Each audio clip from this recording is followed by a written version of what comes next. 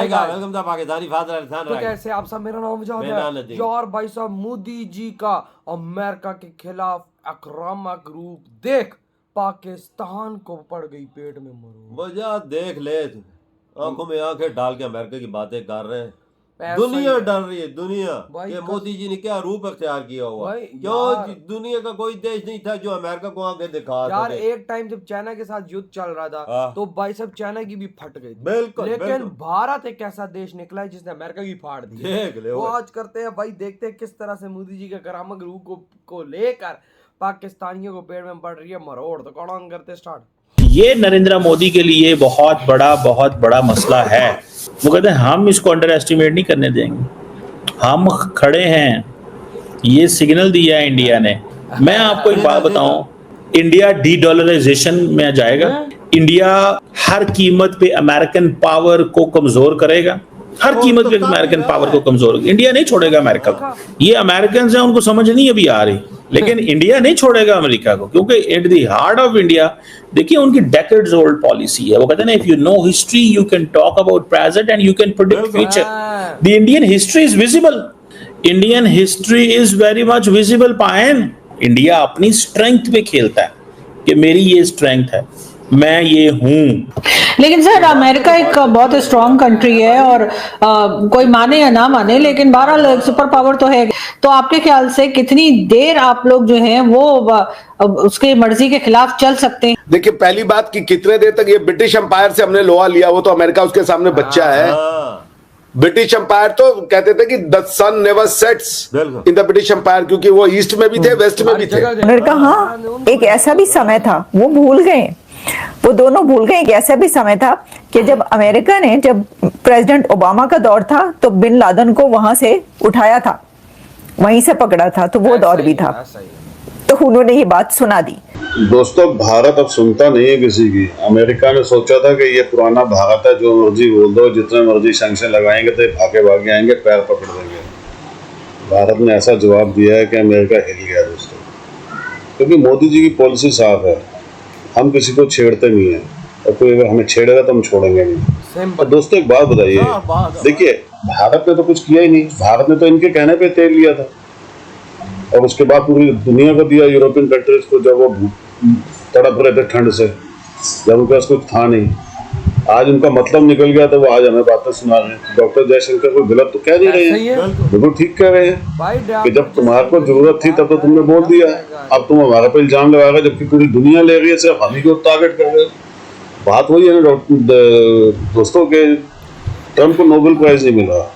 मोदी जी ने साफ बोल देगा, भैया मैं तो नहीं बोलता, तो तुम्हें युद्ध रुपया ही नहीं, तुम्हें कहां से ऑपरेशन गया? ऑपरेशन तो अभी चल रहा है, तो झूठ क्यों बोल रहा है? खाम खाम क्रेडिट लेने क्यों आ गया है? और भारत अब ऑपरेशन बंद नहीं किया है। इस चक्कर के अंदर ये परेशान हो रहे हैं, इस चक्कर के अंदर ये भारत पर इल्जाम लगा रहे हैं। लेकिन सुनना पड़ेगा दोस्तों इनको। कमेंट्स कीजिएगा, वीडियो को लाइक और चैनल सब्सक्राइब कीजिए। डॉक्टर जयशंकर ने सीधा अमेरिकन को ये कहा है कि वी हैव रेड लाइंस, और ये जो इंडिया यूएस ट्रेड डील है, इसके ऊपर वो कह रहे हैं कि जो आप हमें तंग कर रहे हैं, हमारे साथ आप ज्यादती कर रहे हैं, दिस इज अनफेयर। और आप अगर रशिया के तेल से आपको बहुत प्रॉब्लम है तो आप ना खरीदें, आप ये तेल ना खरीदें, हम दुनिया में कहीं और बेच देंगे। वो कहते हैं ये चाइना के ऊपर ये कानून अप्लाई नहीं होता, ये इंडिया के ऊपर कानून आपके अप्लाई होते हैं, तो हम ये नहीं बर्दाश्त करने वाले। वो कह रहे हैं रशिया से जो 51% LNG है वो यूरोप ले रहा है, चाइना 21%, जापान 18%।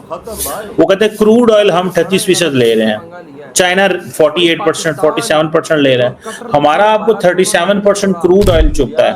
लेकिन यूरोपियन यूनियन की जो गैस पाइपलाइन से जो गैस आ रही है 37%, वो आपको नहीं चुभ रही। यूरोपियन यूनियन जो LNG ले रही है 51%, वो आपको नहीं चलती। Oil products other than that, तुर्की 26% ले रहा है, चाइना 13%, ब्राजील 12%, इंडिया भी कोई 6-7-8%। अब इंडिया का जो आर्गुमेंट है वो क्या है कि we are basically giving stability to the international market domestically in India and to the world. और साथ में इंडिया ने ये भी कहा है कि हम अब 30-40 मुल्कों से तेल खरीदते हैं, और ये वो चीज़ वो कह रहे हैं कि ये आप जो है ऑयल जो है इसको मार्केट जो है वो स्टेबलाइज करती है। और ये चीजें वो कह रहे हैं चलेंगी, क्योंकि अब देखिए इंडिया बड़ी मार्केट है, ये नरेंद्र मोदी के लिए बहुत बड़ा मसला है। वो कहते हैं हम इसको अंडर एस्टिमेट नहीं करने देंगे, हम खड़े हैं, ये सिग्नल दिया है इंडिया ने। मैं आपको एक बात बताऊं, इंडिया डी डॉलराइजेशन में जाएगा, इंडिया हर कीमत पे अमेरिकन पावर को कमजोर करेगा, हर कीमत पे अमेरिकन पावर को कमजोर, इंडिया नहीं छोड़ेगा अमेरिका को। ये अमेरिकन हैं, उनको समझ नहीं अभी आ रही, लेकिन इंडिया नहीं छोड़ेगा अमेरिका को, क्योंकि at the heart of India देखिए उनकी डेकेड्स ओल्ड पॉलिसी है। वो कहते हैं ना, if you know history you can talk about present and you can predict future. The Indian history is visible, Indian history is very much visible. पायन India अपनी strength पे खेलता है कि मेरी ये स्ट्रेंथ है, मैं ये हूं। मैं जाती तौर पे ये समझता हूं कि इंडिया अमेरिकन पावर कमजोर करेगा, अमेरिका को कमजोर करेगा और अमेरिका की मदद से करेगा। मेरी बात तो एकदम समझ में क्लियर है कि ये हमने रिफाइन किया ही यूरोप के लिए, ताकि यूरोप अपने सैंक्शन को खुद ही फ्लाउट कर सके। मतलब उन्होंने नियम बनाया कि हम रशिया से ऑयल नहीं लेंगे, और उसके बाद हमें बोला कि तुम ऐसा करो, तुम रिफाइन करके वही ऑयल हमें बेच दो, क्योंकि जब वो रिफाइन हो जाएगा तो वो रशियन ऑयल नहीं रहेगा, वो इंडियन ऑयल हो जाएगा। तो हम इंडिया से ऑयल खरीद सकते हैं, हमारे लॉ का वायलेशन नहीं होगा, क्योंकि रशियन ऑयल हम नहीं खरीद सकते, वो हमारे लॉ का वायलेशन होगा।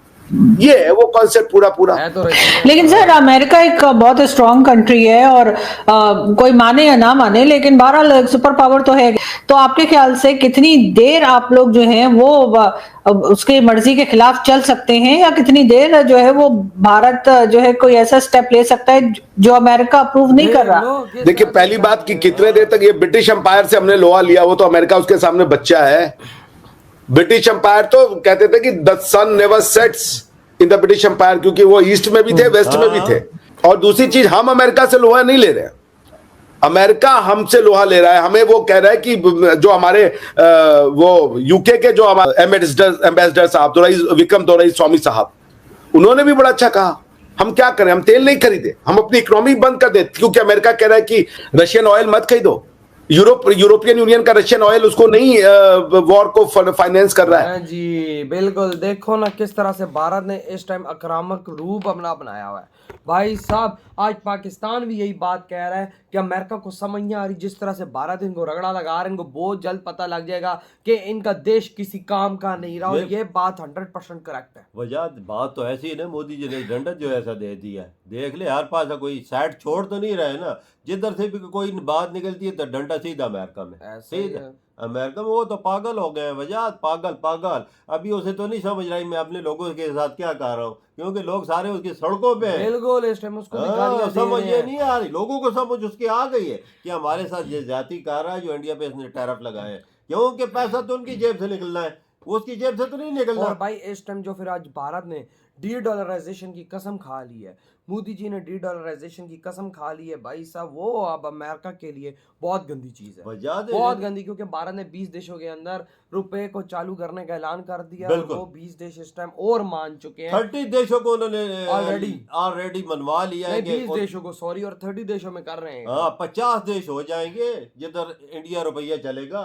देख ले मोदी क्या कर रहे हैं। और साफ एक और बताऊं, उनके लिए इतनी आसानियां मोदी ने पैदा कर दी है कि आप आगे के इंडिया में अपने मर्जी के मुताबिक खाते खोले, कोई ऐसी कागजी कार्रवाई नहीं है, कोई ऐसा नहीं है, सिर्फ खाते साफ करो भाई, सीधा सीधा अकाउंट बनाओ और ट्रेड करो रुपये में। ऐसी चीजें इंडिया ने कर दी है। पहले तो लोग आता था ना, कागजी कार्रवाई होती थी तो बड़े झंझट, डॉलर का खात्मा हो रहा है, डॉलर की वैल्यू भारत गिरा रहा है इसी वजह से। ये उसको समझ नहीं आ रही ना, उसकी जनता को समझ आ चुका है कि ये हमारे साथ ज्यादती कर रहा है। हाँ, तो हमें इसको वोट देके पागल को बैठा तो दिया हमारे सार पे, लेकिन ये अगले साल इसको नहीं आएगा ये, क्योंकि भाई साहब भारत ऐसा ठोकेगा कि भाई साहब इसकी जनता इसको खुद लाते मारेगी। तो भाई आपके क्या दौड़ है इधर वीडियो तुम